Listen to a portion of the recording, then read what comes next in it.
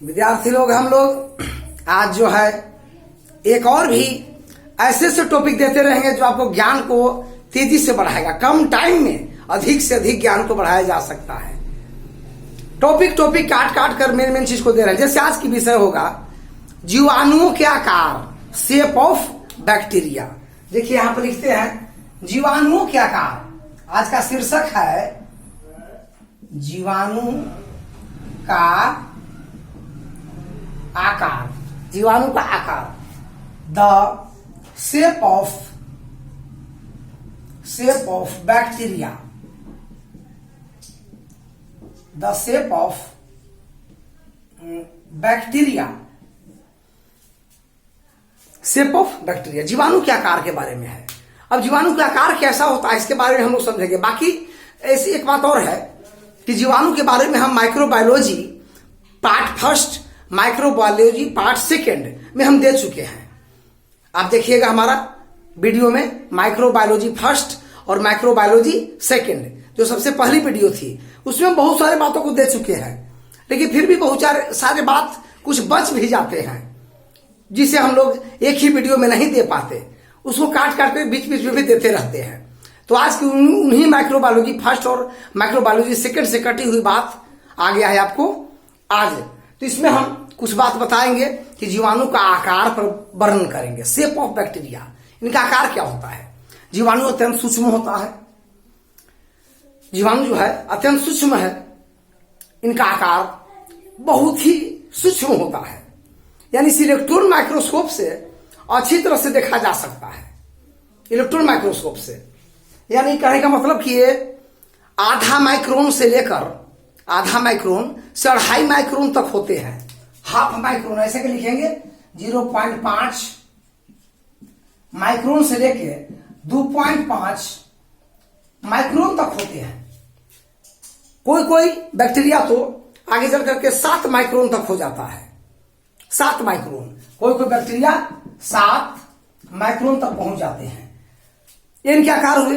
अब हम लोग चलते हैं इसमें थोड़ा सी अब वर्णन करते हैं। इससे बात है कि जीवाणु के शरीर का आकार एक सरल होता है, लेकिन सूक्ष्मदर्शी के द्वारा ही स्पष्ट देखा जाता है और अच्छी तरह से हल कर सकते हैं। इसके लिए हम लोग यह ध्यान देते हैं कि जीवाणु प्रोकैरियोटिक किस्म का एक कोशिकीय जीव है। इसका बॉडी एक सेल से बना हुआ है। एक सेल होने के कारण न तो इसमें टिश्यू है, न ऑर्गन है और न ऑर्गन सिस्टम है। कुछ भी नहीं होता। इवन ओनली 1 सेल से निर्मित इनका बॉडी होता है। अब हम लोग आगे चलते हैं। इस यहां से शुरू करते हैं लोग फर्स्ट में कि इनके कुछ जीवाणु के नमूना लेते हैं कि उनके जीवाणु का आकार कैसा है। ऐसे तो जीवाणु की संख्या बहुत अधिक है, लेकिन इनके आकार कैसे कैसे होते हैं। कुछ जीवाणु का उदाहरण और नमूना, जैसे फर्स्ट में है माइक्रोकोकस। माइक्रोकोकस सिंगल ऐसे होता है। देखिए ये गोलाकार होता है। उसी प्रकार से यदि हम इसी को आगे बढ़ाते जाए, दूसरा में डिप्लोकोकस वही रहेगा। इसमें ये गोलाकार दो सट जाते हैं, डबल हो जाते हैं, तो हो गया आपको डिप्लोकोकस। इनका आकार 2 जीरो के मिलने की तरह होता है। उसी प्रकार से नंबर 3 में हम लोग चलते हैं स्ट्रेप्टोकोकस। स्ट्रेप्टोकोकस। जैसे यहां से ध्यान दीजिए 3 हो गया, माइक्रोकोकस, डिप्लोकोकस, स्ट्रेप्टोकोकस। तो इसका आकार जो होता है वो देखिए इस तरह से चेन की तरह, जैसे चेन कड़ी होता ना है, ऐसे इस तरह से आकार का हो जाएगा। और उसके बाद चौथा में चलेंगे हम लोग स्टेफाइलोकोकस। अब आपको 3 कोकस के बारे में समझिए। देखिए माइक्रोकोकस है, डिप्लो है, कोकस की डैश दिए है, कोकस का ये जानकारी देता है। तो इस प्रकार से चौथा में है स्टेफाइलो, यहां पर ध्यान दीजिए, STAPHYLO, स्टेफाइलोकोकस। ये देखिए इस तरह से आपको दर्शाया जाता है। तो इस तरह से ये आगे की ओर बढ़ करके ऐसा आकार धारण करते हैं। स्टेफाइलोकोकस हो गया। लेकिन आपको एक चीज और है कि यहां पर SAR, सारसीना आकृति तब कहलाती है जब इस तरह से घनाकार आकृति के हो जाते हैं। ये ध्यान देते जाइए। सारसीना इस तरह की आकृति की हुई, तो ऐसे ऐसे जीवाणु का ऐसा ऐसा आकार माइक्रोस्कोप से देखा गया है। और भी आकार आपको देते हैं, जैसे मान लिया कि छठा में आपको देते हैं, यहां आपको हो गया एक माइक्रोकोकस, डिप्लोकोकस, ध्यान देते जाइए, स्ट्रेप्टोकोकस, स्टेफाइलोकोकस, सारसिंगा हो गया, सारसिंगा, स्पाइरिलम, SPIRILLUM, स्पाइरिलम नाम का जो बैक्टीरिया है, स्पाइरिलम, पर इसको नाम को याद करना पड़ेगा।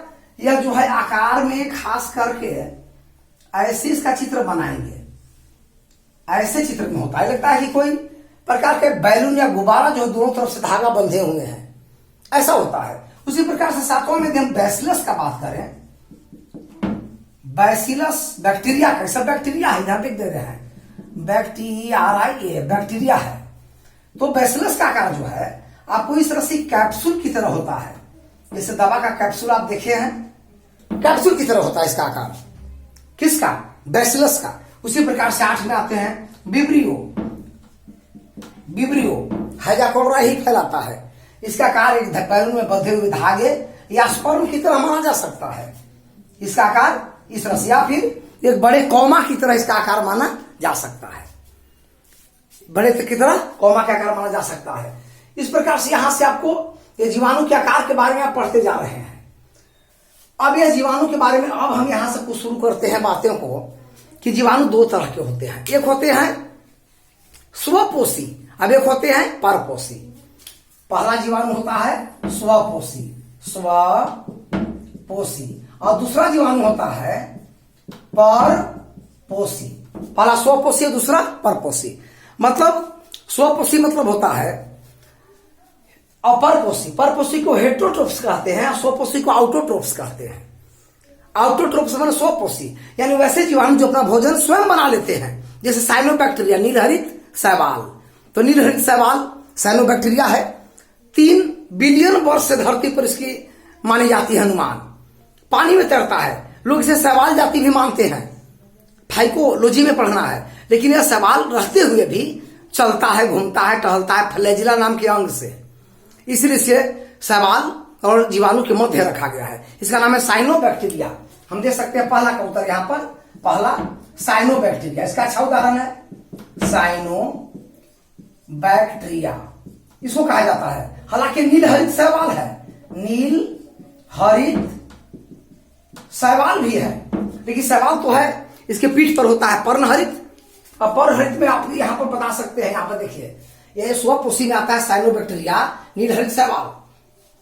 अब इसमें बात यह है कि खास करके फाइकोसाइनिन, फाइकोसाइनिन, यहां देखिए, यहां पर लिखते हैं साइनोबैक्टीरिया में हम लोग लिखते हैं फाइकोसाइनिन, फाइकोइरिथ्रिन, यहां लिखियो दीजिए तो कोई दिक्कत नहीं होगा, फाइकोसाइनिन, साइनिन, फाइकोइरिथ्रिन, और क्लोरोफिल, क्लोरोफिल ए होता है, इससे मिलकर के अपना भोजन स्वयं बना लेते हैं, अपना भोजन स्वयं बनाते हैं। इसमें भोजन कुछ जमा रहता है, जैसे ग्लाइकोजेन के रूप में भी इनमें जो है भोजन, अभी साइड से आ जाते हैं, भोजन जो है इसमें इनमें जमा रहता है ग्लाइकोजेन के रूप में भी। और मिक्सोसाइनोफाइसिन, और मिक्सोसाइनोफाइसिन प्रोटीन है, मिक्सो प्लस साइनोफाइसिन, ये प्रोटीन है, आगो ग्लाइकोजेन है, ग्लाइकोजेन, ये कार्बोहाइड्रेट है, ये कार्बोहाइड्रेट है, ये प्रोटीन है। प्रोटीन के रूप में मिक्सोसाइनोफाइसिन और ग्लाइकोजेन कार्बोहाइड्रेट के रूप में भोजन में संचित होता है। ये प्रकाश संश्लेषी है, प्रोकैरियोटिक है, फ्लैजिला से चलते हैं, अलैंगिक जनन होता है, अलैंगिक में वर्धिजन करते हैं, जिसमें खंडन, विखंडन, कायिक या कभी कभी मुकुल या प्रवर्ध भी निकल जाते हैं। लैंगिक जनन का भाव होता है, नर मादा जनन अलग से नहीं होते, इसलिए यह लैंगिक कहे जाएंगे। अलैंगिक की वृद्धि में खंडन, विखंडन, मुकुलन जैसे क्रियाओं को या कायिक जनन पूरा करते हैं। इन तरह से जनसंख्या को बढ़ाते हैं, फ्लैजिला से तैरते हैं। इस तरह से यह है स्वपोषी जीवाणु का आकार। कभी कभी जीवाणु परपोषी भी होते हैं, जो अपने भोजन के दूसरे पर निर्भर हैं। तब परपोषी भी कई तरह के होता है। वो मृतोपजीवी है, जो सड़े गले पदार्थों पर जीवाणु जन्म लिया, मृतोपजीवी है। परजीवी, तो परजीवी के अंतर्गत तो आ गया आपको। परजीवी में जो हमारे बॉडी में या किसी भी सजीव जंतु के, पौधे के बॉडी में जाकर रोग फैलाते हैं, परजीवी जीवाणु हुए। और एक होता है, इसी के भेद है मृतोपजीवी, जो सड़े गले पदार्थों पर जन्म लेते हैं। अब इसी का रूप है सहजीवी, इसी का एक भेद हुआ। परजीवी का ही भेद है आपको। परजीवी समझिएगा, जंतु पौधा के बॉडी में हो, उसी से भोजन आवास प्राप्त करे, रोग भी फैलाता है। और फिर है मृतोपजीवी, जो सड़े गले पदार्थों पर जन्म लेता है, कूड़ा करकट में, वो जीवाणु मृतोपजीवी है। अब एक सहजीवी जीवाणु है, तो सहजीवी जीवाणु में होता है जो सहायता करता है, जैसे खेती के क्षेत्र में एग्रोबैक्टीरियम, राइजोबियम, नाइट्रोमोनस, एजोटोबैक्टर, ये नाइट्रेट बनाते हैं, भूमि को उपजाऊ बनाते हैं। उसी प्रकार से डेयरी क्षेत्र में आपको लैक्टोबैसिलस, स्ट्रेप्टोकोकस, इस तरह से जो जीवाणु है वो सहजीवी जीवाणु कहलाए। तो परजीवी, सहजीवी, और वाव कौन बोले थे? परजीवी, सहजीवी, और एक और जीवाणु था मृतोपजीवी, सड़े गले पर। इस तरह से जीवाणु को दो खंडों में बांटा गया है, स्व और पर के भी दो भेद अलग हो गए, मृतोपजीवी और सहजीवी। तो इस प्रकार से यह जीवाणुओं का यहां से लेकर नीचे तक सब आप पढ़ते जाइए। और एक चीज और है कि जो साइनोबैक्टीरिया है, जल में रहने वाला, जो शैवाल और जीवाणु के मध्य में रखा गया है, इसके ऊपर म्यूसिनोजेन शीथ होता है। म्यूसिनोजेन शीथ जो चिकनी परत का बना होता है, और समय समय पर इनको क्या करता है, सड़ने से बचाता है, क्योंकि म्यूसिन का लेयर पानी में सड़ने से किसी भी वस्तु को बचाता है। म्यूसिनोजेन शीथ नाम है, म्यूसिनोजेन शीथ के नाम से आना चाहता है। ये आपको कहां पाया जाएगा? साइनोबैक्टीरिया में पाया जाएगा। साइनोबैक्टीरिया में, यहां देखिए म्यूसिनोजेन शीथ साइनोबैक्टीरिया में पाया जाता है। इसे इस प्रकार से ये आपको सब हुआ जीवाणु का वर्णन आकार का, शेप ऑफ बैक्टीरिया। तो इस तरीके से ये जीवाणु रह पाते हैं।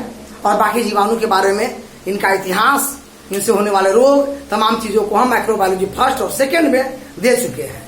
देखिए बीच बीच में इनके रंग, रूप, आकार और कुछ विशेष गुण को भी देते रहेंगे, क्योंकि माइक्रोबायोलॉजी इतनी छोटी चैप्टर नहीं है। और हम आपको अगले वीडियो में मिलेंगे। धन्यवाद। पढ़ते रहिए, सब्सक्राइब करते रहिए, और छोटी सी वीडियो में इतनी बातों को याद करते रहिए, जिसमें 20-30 जी क्या आ जाएगा याद कर